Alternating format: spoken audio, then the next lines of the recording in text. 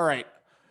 So we've been working with a lot of different methods like sorting methods, length. I guess length would just be an attribute depending on JavaScript or a property based off of JavaScript or Python. But like we've done sorted, we've done filtered, we've done like reduce, repeat, all these different built-in methods. And there's this concept of, well, there's two types of methods. There's, why does it keep doing that? I'm going to move this down here. There are destructive methods / functions. And then there's non-destructive. Can someone tell me what they think the difference between destructive methods and non-destructive methods are?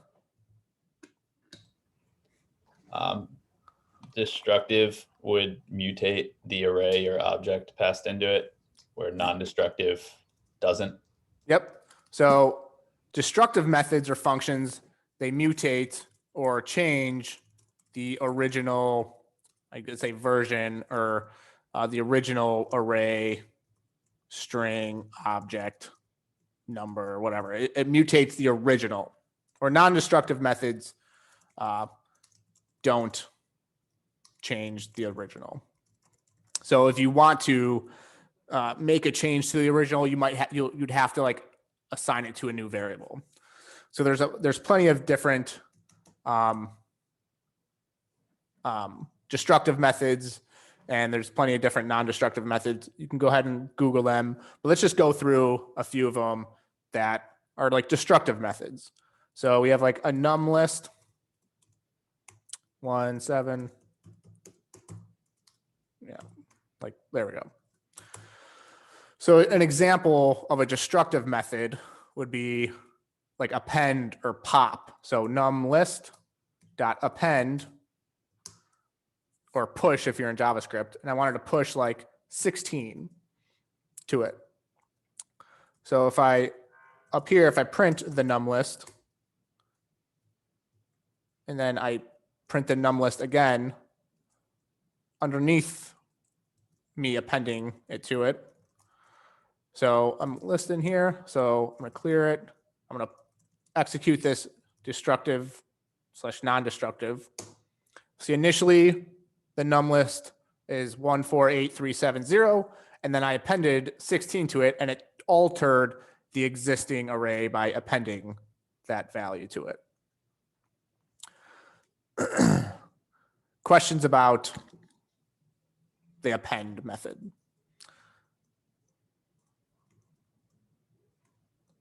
All right. There are a bunch of other examples. Let's do, let's see, insert. So for example, num list.insert. Say I want to insert a value at a specific index in the array. So say I wanted to, instead of appending 16 to the end of the array, say I want to insert 16 at the second index. So I can say, hey, at the second index, insert 16. And now I can print that, clear it, come down here. Whoop. So the initial value of the array is 14837. I inserted, I added 16 at the second index. Let's add some other values, say like 5. And let's add another 5 in there.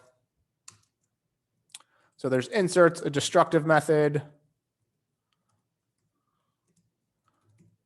We can actually do remove as well, like num list.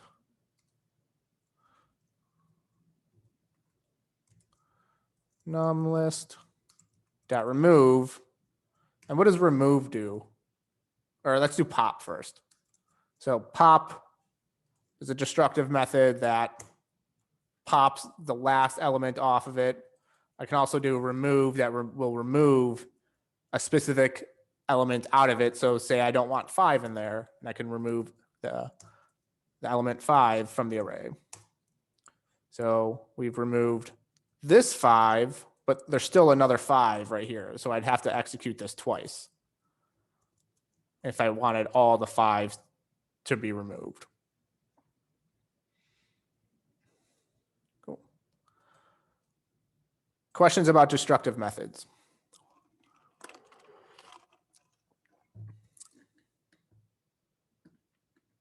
Pretty straightforward.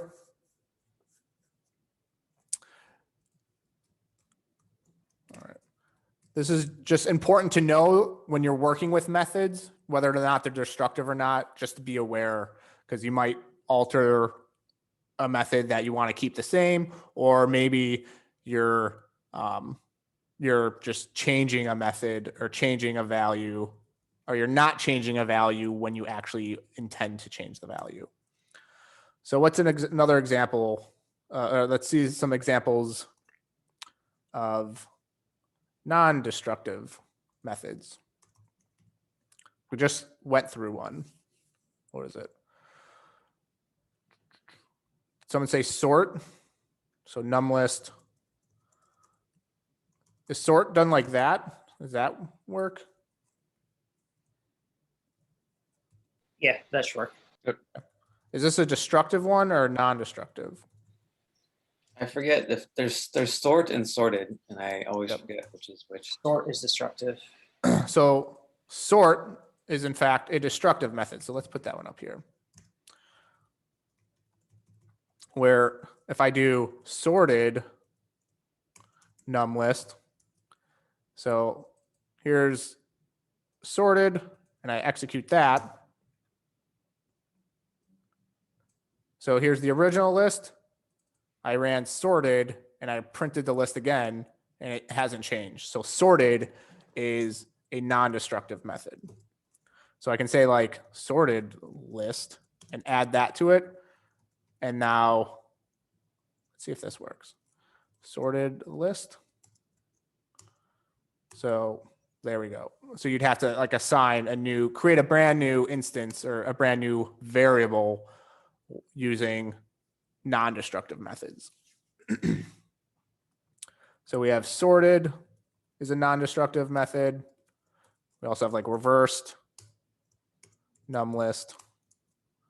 It's a non-destructive method. See how it stays the same. But if I print it, come down here, clear it.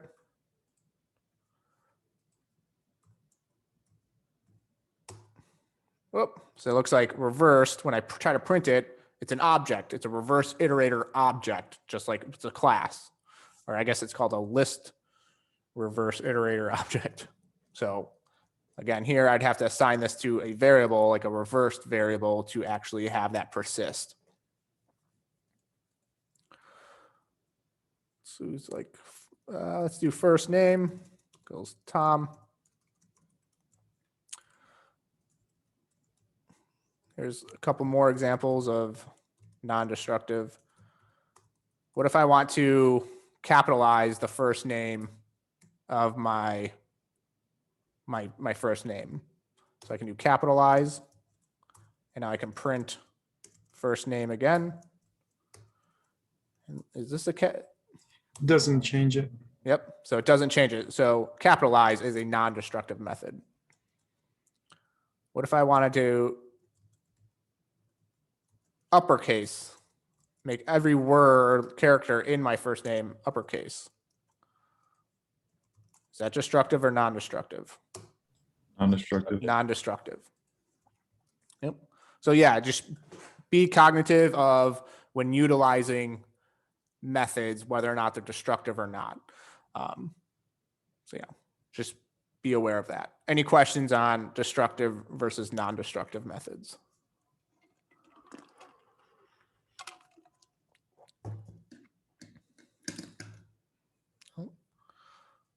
All right. Let's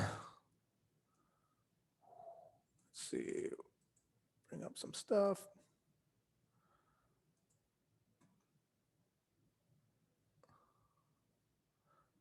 You want to do regular express? Oh, should Should we jump into regular expressions or do a quick review of OOP? Anybody have any? It's going to be the assessment OOP. Let's go over OOP real quick. All right, let me.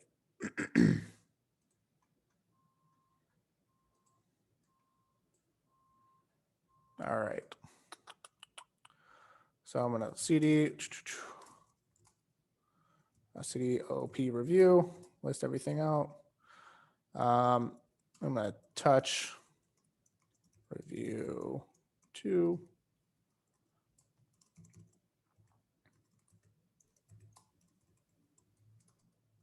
All right.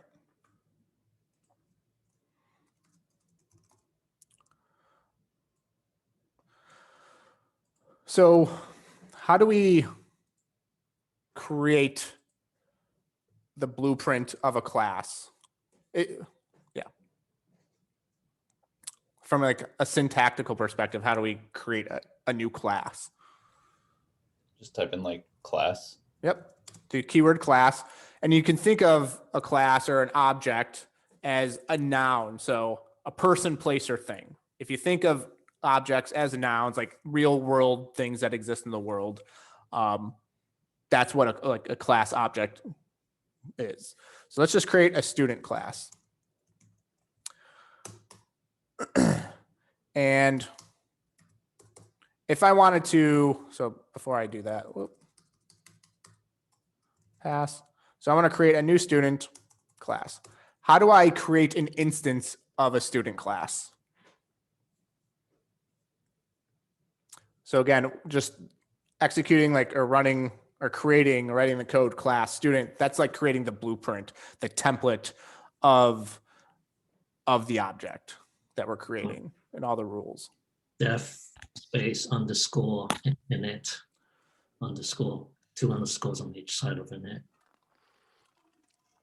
So that is the initialize method, the dunder init method. So that is when we want to pass in parameters or arguments into our method. If I just wanted to create an instance of a class. Just say like a variable name and it set it equal to student. Yep. So I can say student.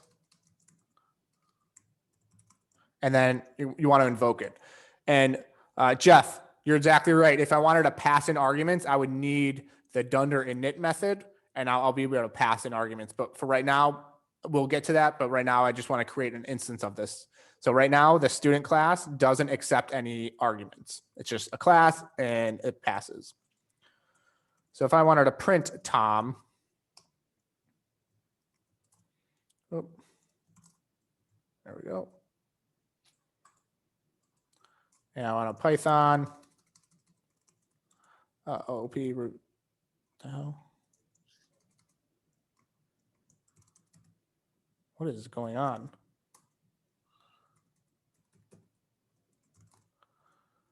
Python, OOP, review, 2. So we get the student object. All right. Now, if I wanted to initialize, or if I own a factory that just like creates students, and each student is unique. So what is Tom right now? Instance of student. Yep, it's an instance of a student. There's nothing unique about this student yet. It's just a student. But each student is unique, and each student has a name, a major, whether if you go to college, and whether or not maybe they're enrolled or not. So if I want to initialize, like create a brand new student that has a unique name, first name, last name, maybe an ID, a major, and when I create that student, I want to initialize that student with those attributes. Where would I want to do that? Jeff, you said it earlier.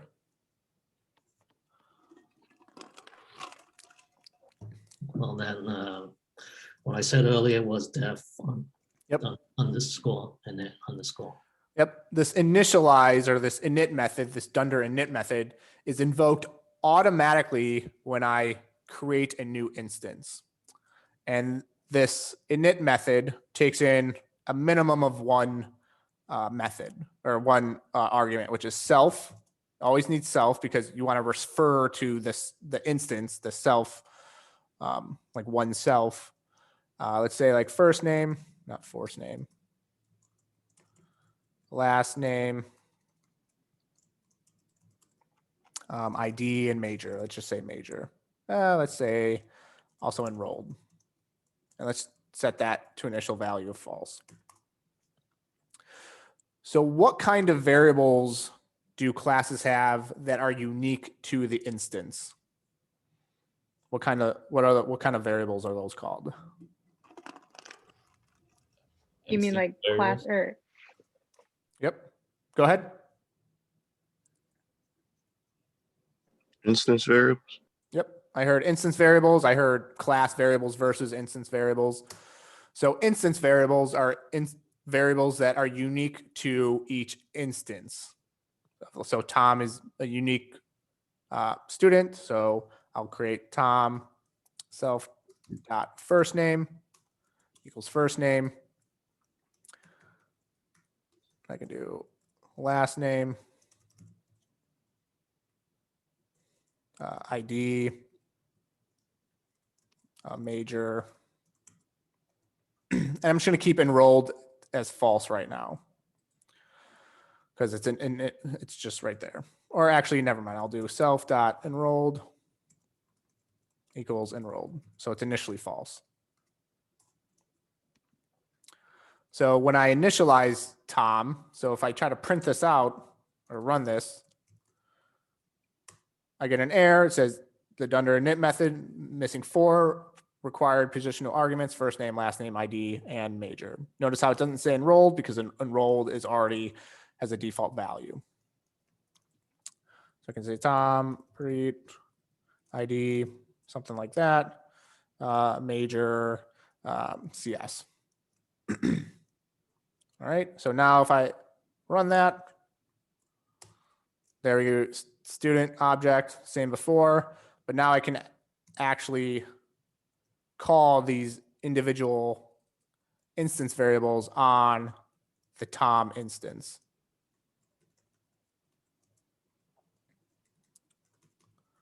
So Tom, first name, last name, major, ID. Now, if I clear the screen down here in the terminal and I run this, I see Tom, Preet, CS, and my ID. So what does this self keyword prepended to just whatever, what does that do? What does the self keyword do? It Refers to the basically- instance. Yeah. Yep. It refers to the instance of whatever the student class. So Tom is an instance of a student. So now I can refer to these instance variables via the self keyword by doing Tom.first name, Tom.last name, Tom major, etc. If I wanted to create another student called like Joan Greenwood, and say like, I don't know, photography.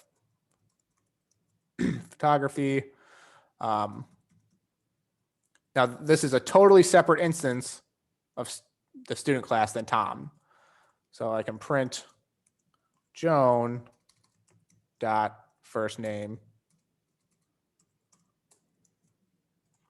and it'll print something totally different, print their name. Questions about instance variables and the dunder init and instances of the student class. Yes, I'm just trying to clarify. So when you use definite, it automatically refers to those instances below, correct? And when you utilize those instances below, say you're printing out, Tom and everything, you have to incorporate what's in that definite, right? So I don't quite understand. The definite always refers to those instances below it, right? Like, Yes. So again, the def init, just think of it as any other function, just a random function that you would write. So it doesn't have, the only thing that's relatively unique about it is that it is automatically executed when you create an instance. And so you can do anything you want in here. You can run logic, etc. But you can pass in as many number of arguments as you want. Again, this is just like a normal method or function. And so here I'm literally just assigning variables in this init method. And that's all it does. It just, for this example, all it does is create instance methods by me running self dot first name equals first name, etc.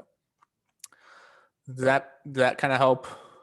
no, it does. Yeah, I was just confused because I guess what throws me off is that, you know, like typically we're used to things being inside of a function, and because things are outside of a function, like, you know, kind of threw me off a little bit. Yep. No, yeah. So yeah, all this stuff is just within this dunder init function. And you can run if statements in here. Again, you can run any kind of logic you want in here.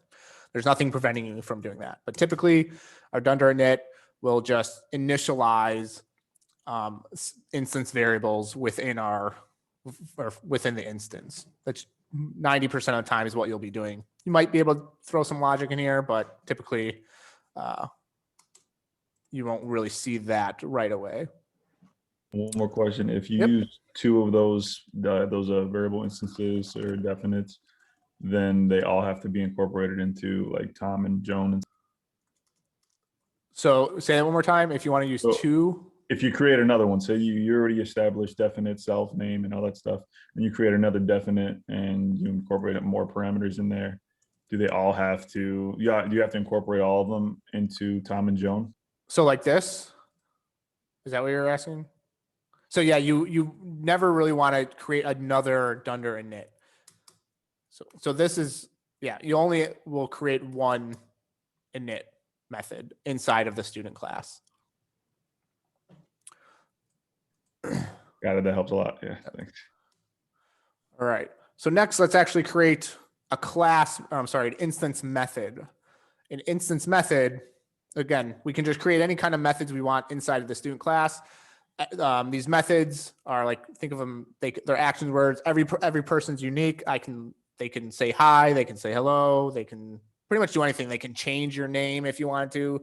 Like the student can do certain things. So for example, a student can enroll. So a student is initially, the initial value of enrolled is set to false. So maybe I want to create an instance method called enroll student. And this instance method, again, takes in the keyword self. And the reason why this instance method takes in, or an argument of self, is because I want to have access to these instance variables throughout the entire student class. So that's why the self is passed in as an argument. This allows me to have access to these instance variables within the enroll student instance method without having to pass in arguments like first name and stuff. I don't have to do that because I already have a first name instance method that I have access to within the enroll student method. So here I can say like self.enroll, I can change these methods or these instance variables to true. And I'm just going to return self.enroll. I guess it'd be enrolled. Tom, could you use another def like that to print a list of all enrolled students out of a class? So yes, that would be, you can do that.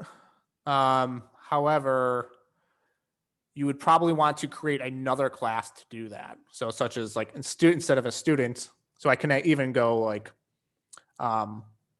num of students enrolled. And what is this? What am I creating here? Like Class a variable. subclass? Or So yep.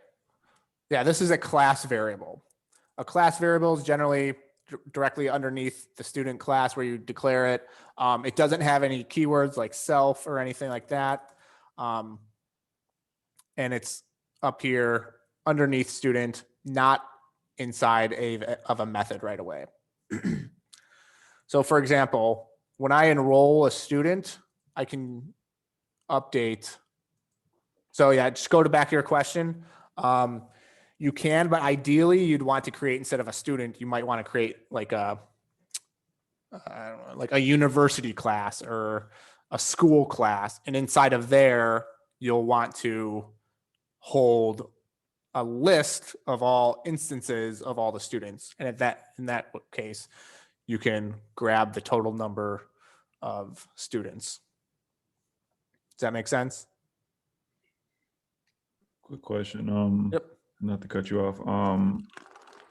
So I understand. I know that we have to like on that first understatement that you have, that when you use self dot first name, and you have to set it equal to first name. Can you explain a little more why as to you like have to? I know it's good practice too, and like I was watching like doing some research, and it says like, oh, you'll understand later why you do that.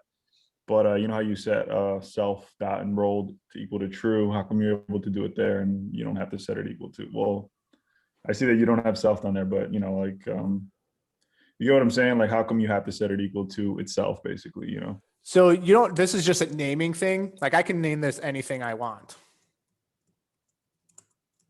Is that right? So here I'm literally just creating a new variable. It just happens I'm creating an instance variable. And I'm just assigning it to the argument that I'm passing in. Does that kind of help?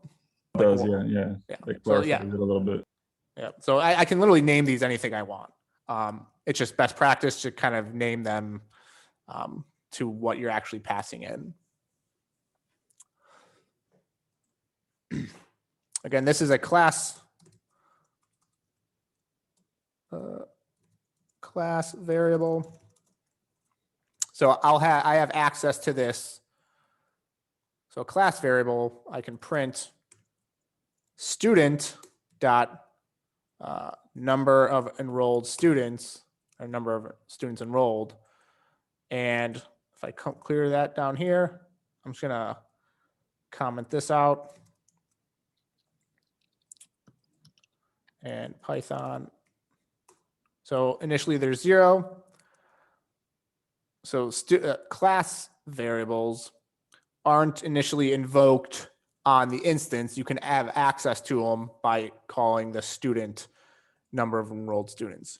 And now this this class variable doesn't change. I'll say you have access to this class variable within every single instance of the student.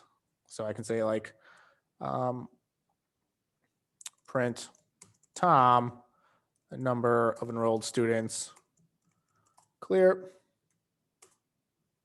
And there, it's right there as well.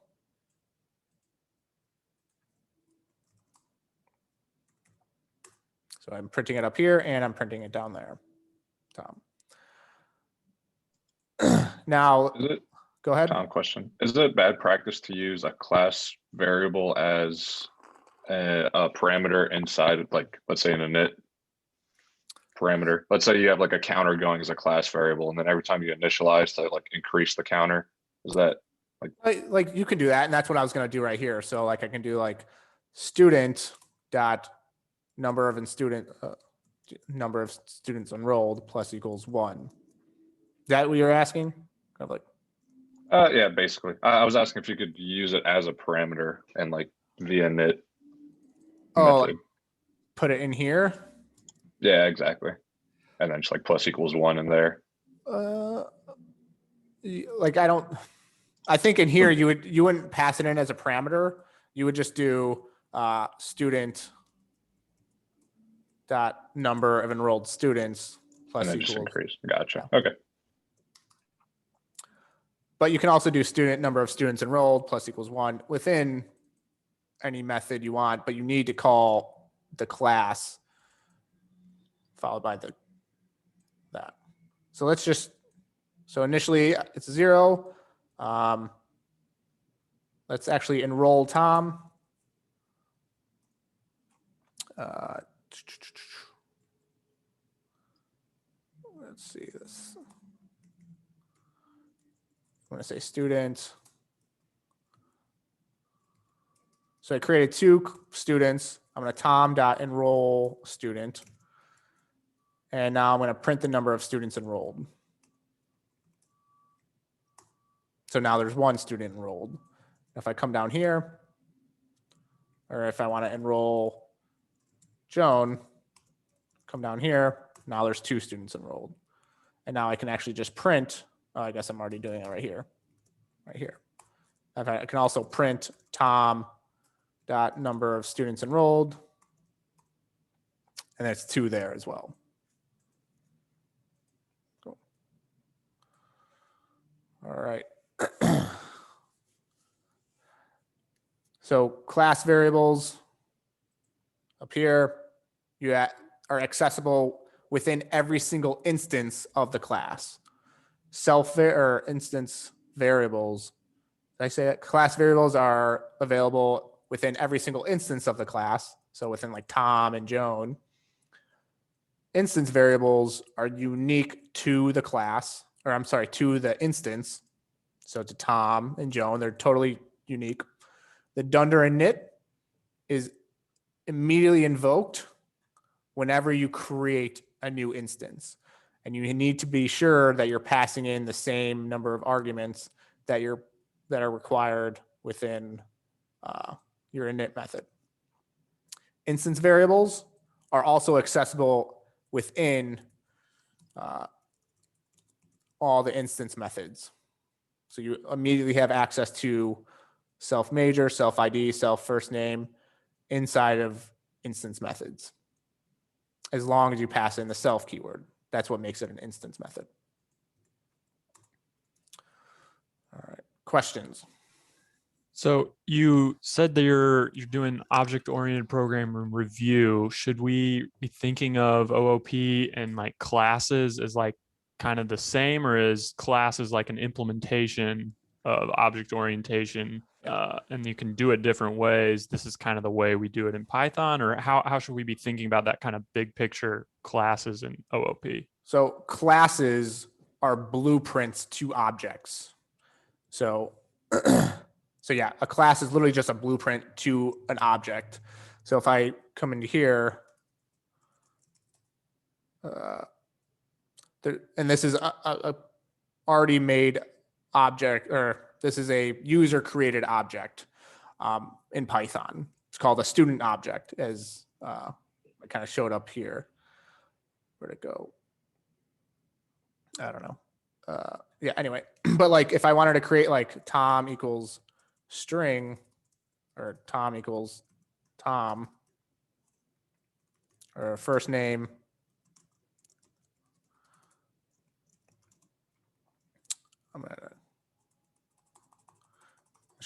so I'm just right here in the Python shell. And if I wanted to print type of first name, it's a string class. So when you create strings, it's literally just a class, just like student. So if I print type of, just comment that out. Uh-oh. Clear. If I printed the type of Tom down here, it'd be like the student class. So class student. So the class is literally just a blueprint of how to create the class, an object. No, or sorry, Ankur or Chad, do you have like another explanation that comes to mind? I mean, I just go with concepts, just a mental concept versus a real life thing. I know that's not too helpful, but it just to delineate concepts and objects. Objects are stuff you can touch and like feel, and look at, versus concepts are just stuff you imagine. So that's kind of how I think about classes. It's a conceptual representation, and then when you actually create an instance, it's something that you could either touch or participate with or interact with. Yeah, it's good. Yeah, I like to think of it as like a form. So like you go to the DMV and you want a driver's license form. The kind of blank form is like a class. It doesn't really do anything, doesn't do anyone any good. You have to fill it out first. So it's like creating a particular instance with a particular name field and whatever.